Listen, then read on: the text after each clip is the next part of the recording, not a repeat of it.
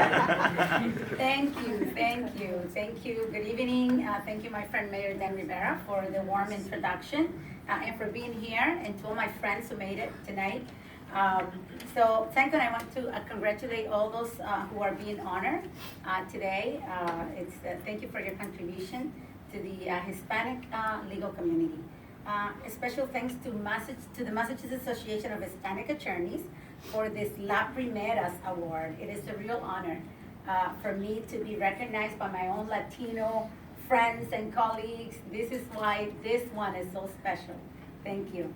I would like to begin by expressing my gratitude to all those who have invested in me and who have noticed me and my talents. They recognized my value as a person and recognized the potential that I have to be successful. Without them, I wouldn't be here tonight with you. I say this because recognizing one's roots and where we come from and who we owe that to is extremely important to me. For those who do not know my story, and Daniel Rivera said a little bit of it already, I am an immigrant who made her way through from the gorgeous islands of the Dominican Republic to the U.S. when I was 18 years old. So I only attended high school with them 1 year. I had a dream to work hard, to get educated, and to make a life for myself. I did all the things and that I needed to do, and it wasn't easy, but I did the best that I could under the circumstances. Sometimes we don't realize that we are the change the world needs, and that we can inspire others to follow in our footsteps. As I mentioned before, I was 18 when I immigrated with 0 English abilities. This meant that I had to adapt to a new country, a new language, and a new culture. While it was difficult, I did love the challenges and the opportunities that this country afforded me. However, that also meant that my dream of becoming a lawyer seemed further away or impossible, I thought. I questioned everything. How will I be able to become a lawyer with my limited English abilities? I would never be able to speak as eloquently as needed in the legal profession. Let's be real. I only knew about being a lawyer from what I had read in books or seen on TV. I come from a family where I was the first person to go to college. My family was very supportive of me during all my years of study, but they really didn't understand what it meant for me to go to law school, for me to go to college. All of these years, their question was always, how long are you going to be in school? Therefore, I could really not rely on them for support or guidance when it came to that. I found myself as a single mother with my son Christopher, and I finally clicked that I could do anything. I had been in the United States for about 5 years when I enrolled at Northern Essex Community College and later transferred to UMass Lowell, where I obtained my bachelor's degree in political science.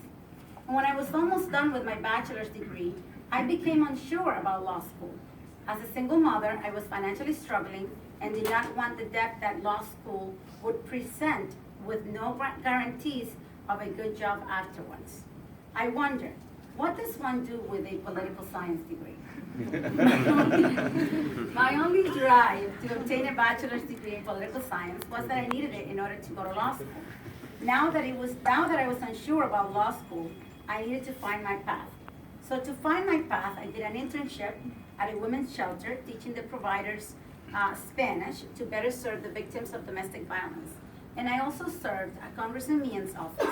Once at Matty Meehan's office, I was hired as a congressional aide and became an immigration caseworker. It was there at Meehan's office that I found my calling and was drawn back to study the law once again.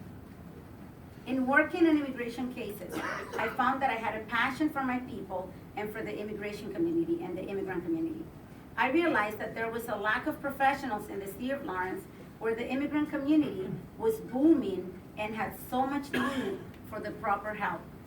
So I enrolled at Massachusetts School of Law in order to earn my degree and being able to better help them achieve their goals. When I finally made it to law school, I was married with 2 children and worked full-time. Life presents you the opportunity, and no matter how difficult it may seem, if you push ahead, anything is possible. In 2006, I became a licensed attorney, and I had a whole community of people waiting for me to represent them. They were eager to have me as their lawyer. I follow my heart, and it has brought me to experience the joy that comes with helping fulfill the dreams, my dreams, and their dreams. I have helped hundreds of people with their immigration cases. God has blessed me with a very successful practice. In the process of doing my job and serving my community, I have been noticed. Not because I am seeking to be recognized, but because that's how life has rewarded my efforts. I had the fortune of being appointed by Governor Deval Patrick to be on the UMass Board of Trustees, and Governor Charlie Baker appointed me to the Judicial Nominating Commission, where I am serving a 2nd term. It gives me great satisfaction to be able to serve the Commonwealth of Massachusetts in these capacities. Now I encourage you to look at your own history and the path that you are on. Encourage each other and the younger Hispanic community to find their true passion, no matter the circumstances and obstacles they have to face. The road will not always be straightforward, but if you remain open to ideas and opportunities, the future will come into focus. And if you do everything with pride and honor, the rewards will follow. And soon enough, we become the leaders that our community so much seeks and needs. There are so many people out there willing to help us achieve our goals and serve as mentors. Seek out those who you admire and who are doing the work you aspire to do. Don't be afraid to approach them and ask for guidance. And if you yourself are in a role model position now or in the future, keep that door open to nourish and nurture the next generation of Hispanic attorneys or professionals. I am both a mentor and a mentee. I am always learning from those around me. I hope to be able to help shape the future of the community where God has brought me. Thank you again for this award, and thank you to all those who have always been supportive of me.